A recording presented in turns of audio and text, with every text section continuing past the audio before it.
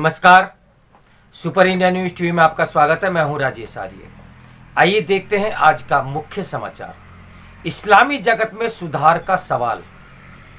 किसी भी समाज में सुधार की संभावना इस पर निर्भर करती है कि संबंधित दर्शन, मजहब, आत्म सुधार तंत्र के प्रति कितना सहनशील है।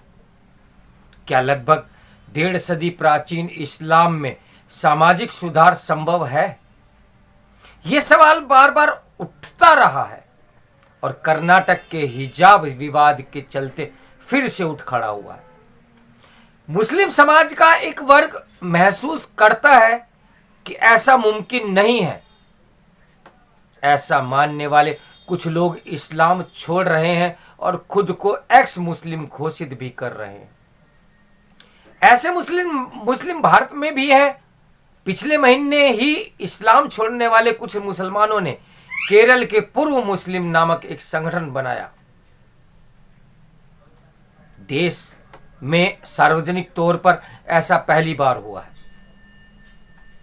इस संगठन का उद्देश्य अपना मजहब त्यागने वाले मुस्लिमों को आर्थिक एवं भावनात्मक सहायता देना है। परिवर्तन एक सार्वभौमिक सतत प्रक्रिया है जिसमें किसी भी समाज के काल व्यय को चूंकि परंपराओं प्रथाओं को छोड़कर आगे बढ़ने का मानस होता है। किसी भी समाज में सुधार की संभावना इस बात पर निर्भर करती है कि संबंधित दर्शन, मजहब, आत्म सुधार तंत्र के प्रति कितना सहनशील है।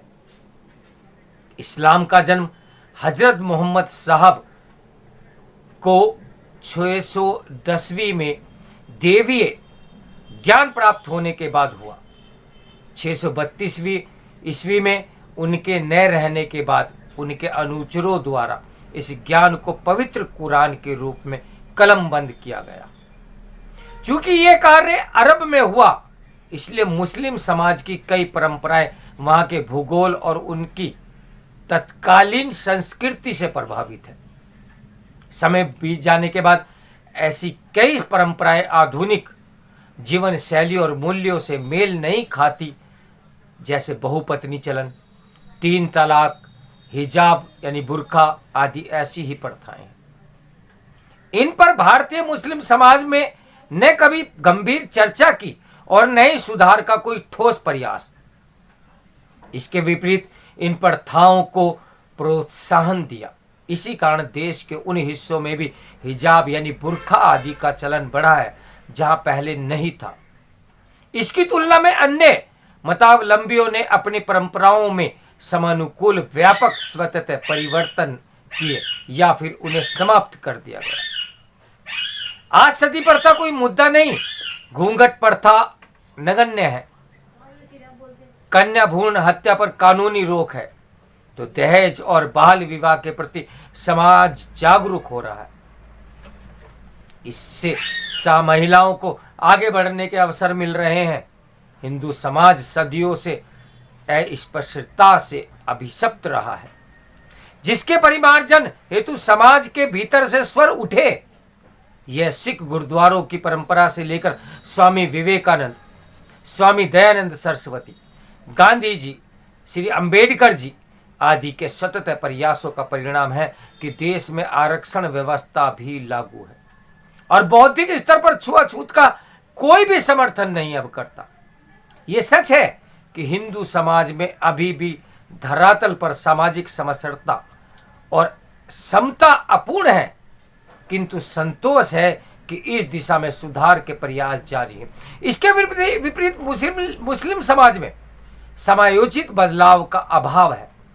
यह स्थिति तब है जब अन्य घोषित मुस्लिम देशों के साथ इस्लाम के जन्म स्थान सऊदी अरब के शाही परिवार, जिन्हें मक्का मदीना का संरक्षक कहा जाता है, ने विजन 2030 के नीति के अंतर्गत हाल के वर्षों में कई सामाजिक सुधार भी किए हैं।